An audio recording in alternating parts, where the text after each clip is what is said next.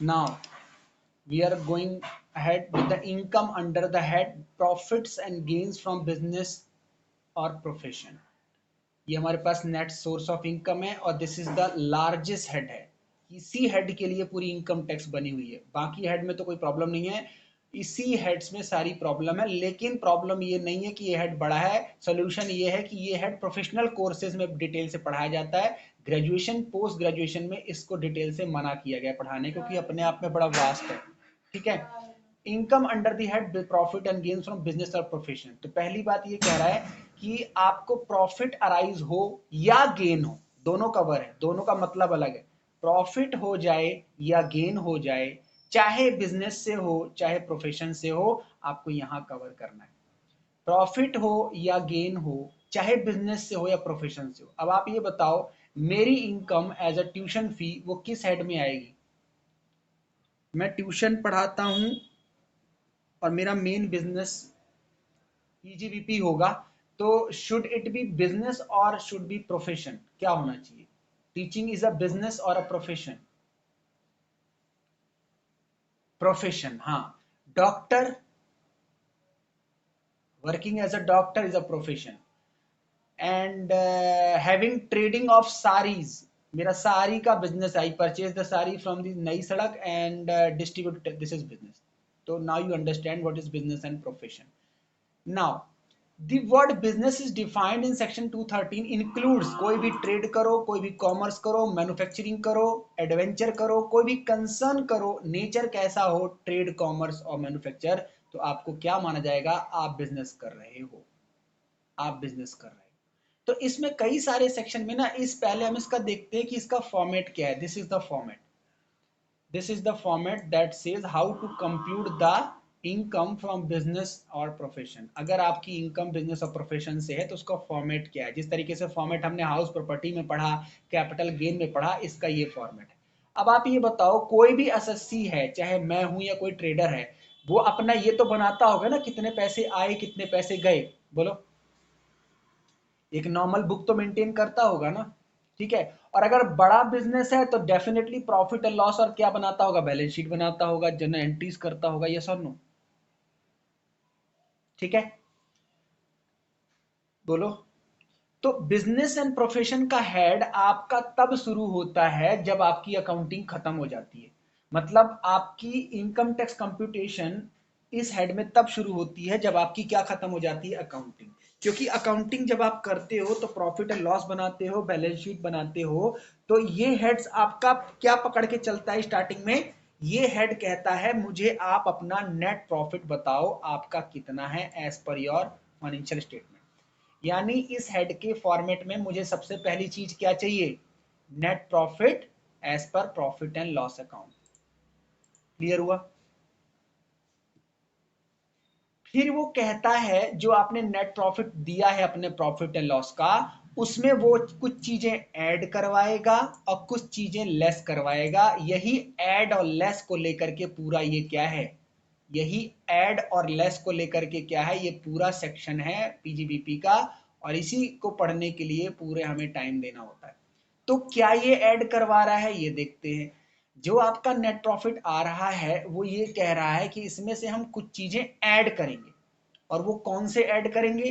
Capital expense को add करेंगे, personal expense को ऐड करेंगे, चैरिटी डोनेशन मिला है ऐड करेंगे, इनकम टैक्स वेल्थ टैक्स पे किया है ऐड करेंगे, एक्सपेंस डिसअलाउ जो हम पढ़ेंगे 40 ए वाले वो ऐड करेंगे, अमाउंट ट्रांसफर टू रिजर्व अगर कुछ किया होगा ऐड करेंगे, डेप्रीसिएशन अकाउंट्स वाला ऐड करेंगे, अदर एक्सपेंस डिसअलाउड जो होता है ऐड करेंगे। यानी कुछ ऐसी चीजों को ऐड करेंगे जो इनकम टैक्स मना करता है। क्या बोलता है बताओ?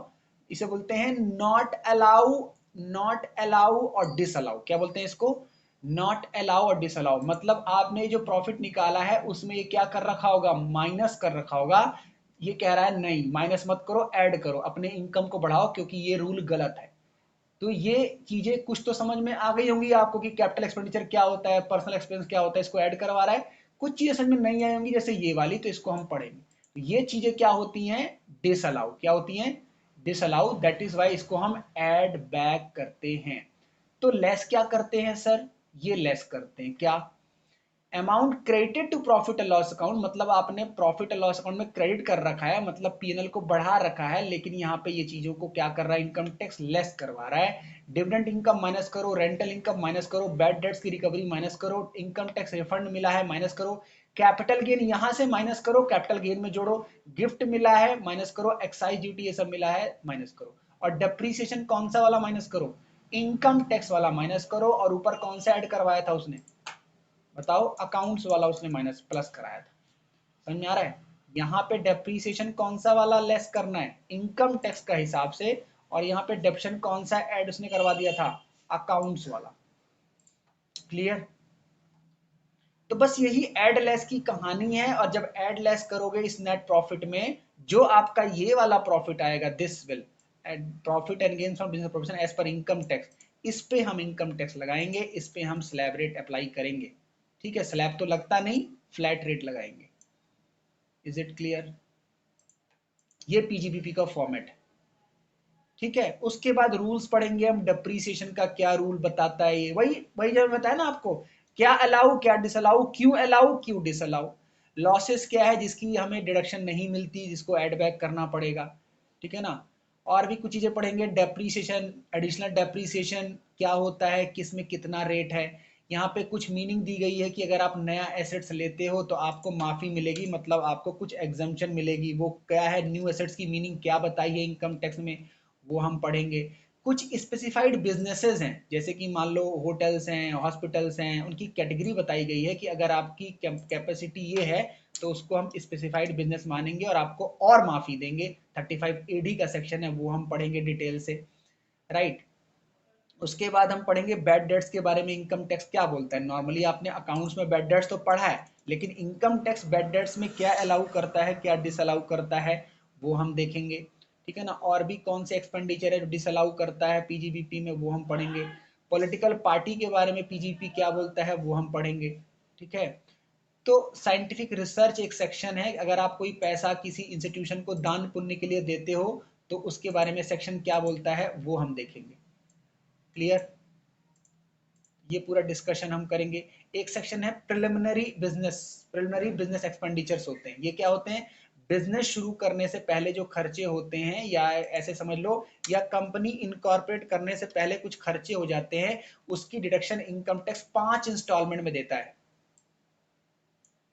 नहीं नहीं, इन्वेस्टमेंट वाला नहीं, जैसे मान लो कंपनी खोलने का खर्चा, ब्रोकर को देने का खर्चा, डॉक्यूमेंट्स बनाने का खर्चा, इसे बोलते हैं प्रिलिमिनरी एक्सपेंडिचर्स।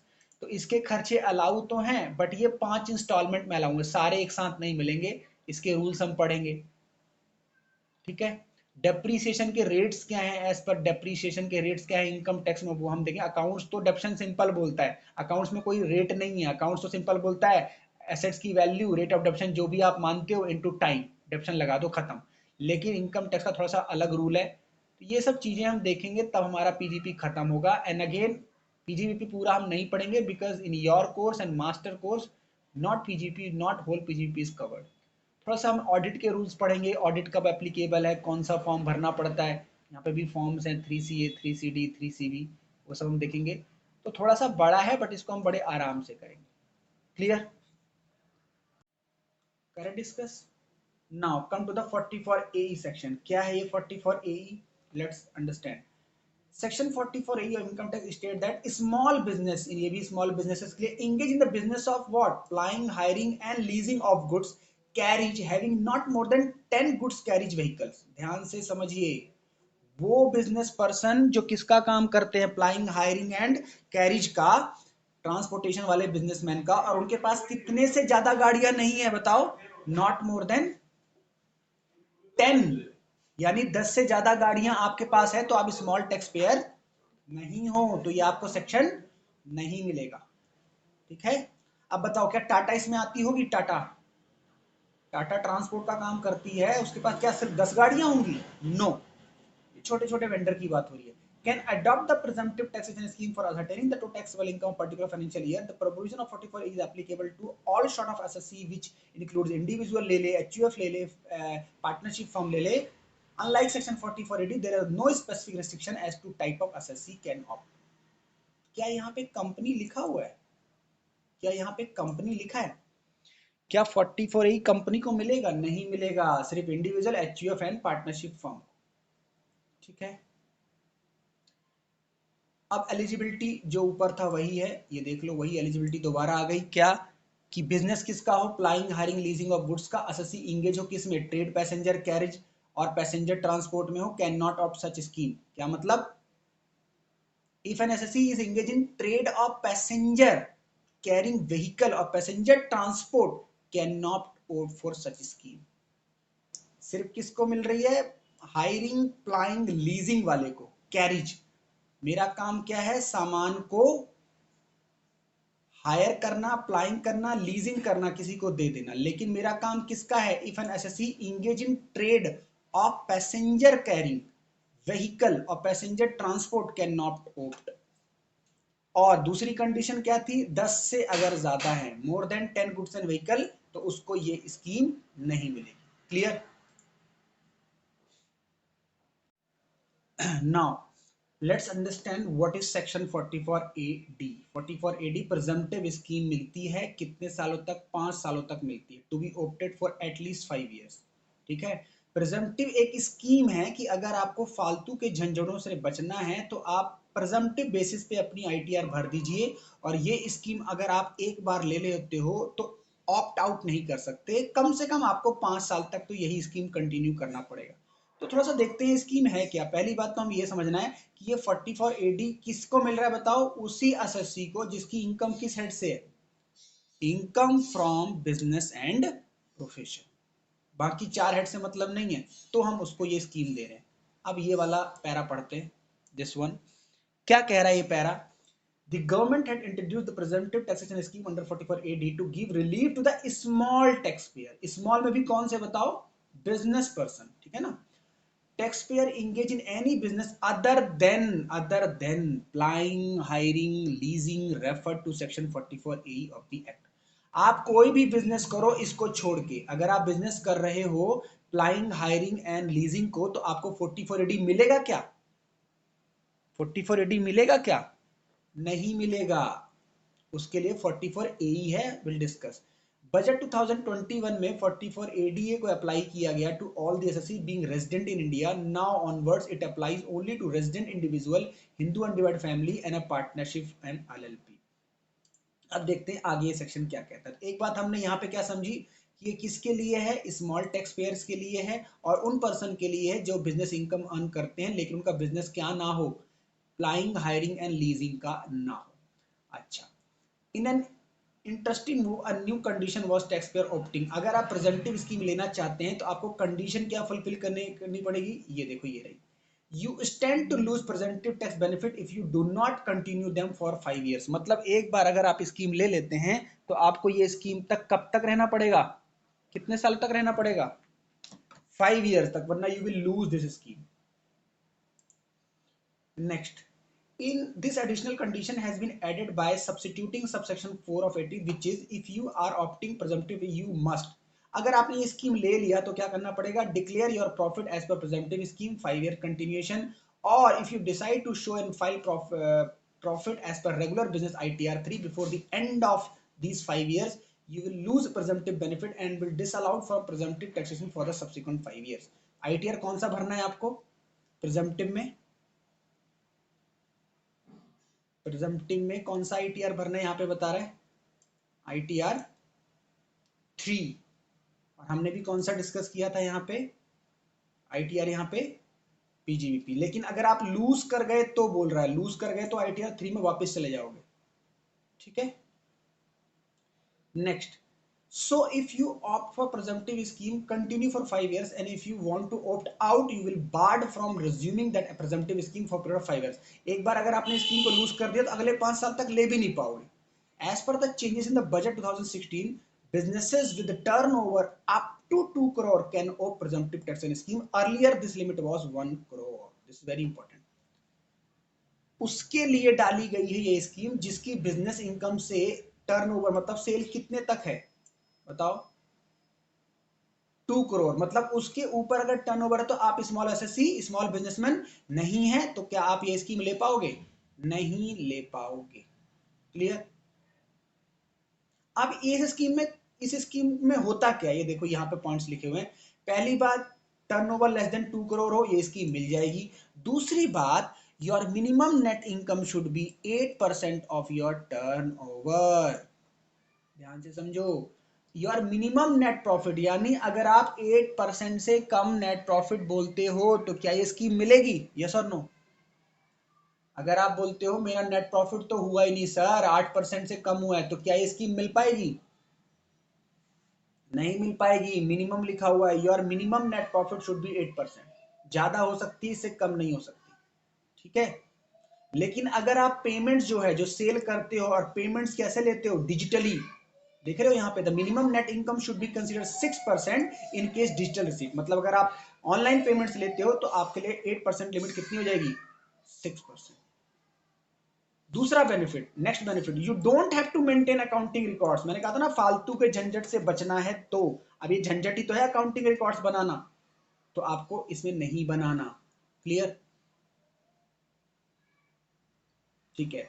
उसके बाद, SSC opting presumptive taxation has to pay 100% advance tax by 50th of March that particular financial year with the prior 1670 you don't have to pay advance tax। नया बेनिफिट, पहले इस स्कीम में अगर आप ये scheme लेते हो तो आपको एडवांस टैक्स पे करना पड़ता था 15 मार्च से पहले, लेकिन अब इसमें कोई एडवांस टैक्स पे नहीं करना। ठीक है, बेनिफिट नजर आ रहे हैं ना इसके। Next, you don't have to get accounting records, हो गया। ऑडिटेड भी नहीं कराना आपको, सीए से बुक्स ऑफ अकाउंट्स ऑडिट भी नहीं कराना। ठीक है। You can file your tax return ITR 4 in much shorter and simpler from ITR 3।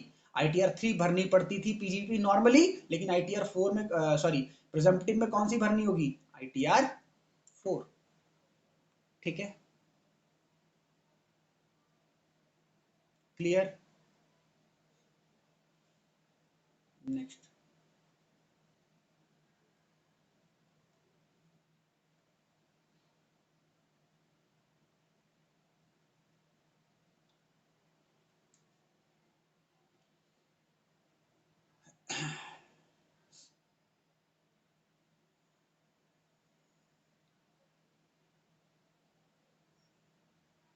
ये थोड़ा सा देख लेते हैं। Section 44AD is applicable from which year, ये कब से एप्लीकेबल हुआ है? तो section 44AD 44AE were introduced by finance act 1994 with effect from assessment year 94-95। However, since introduction there have been updates in this section recently। section 44AD has also been updated in budget 2020। यानी ये section डाला गया था starting में 1994-5 में तब, और ये आज भी चला आ रहा है, और इसमें टाइम टाइम अमेंडमेंट की जाती है। अभी लेटेस्ट अमेंडमेंट कब हुई है बताओ, बजट 2020।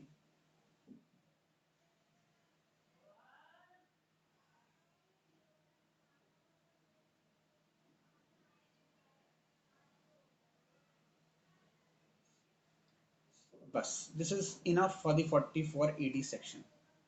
क्लियर हुआ आपको?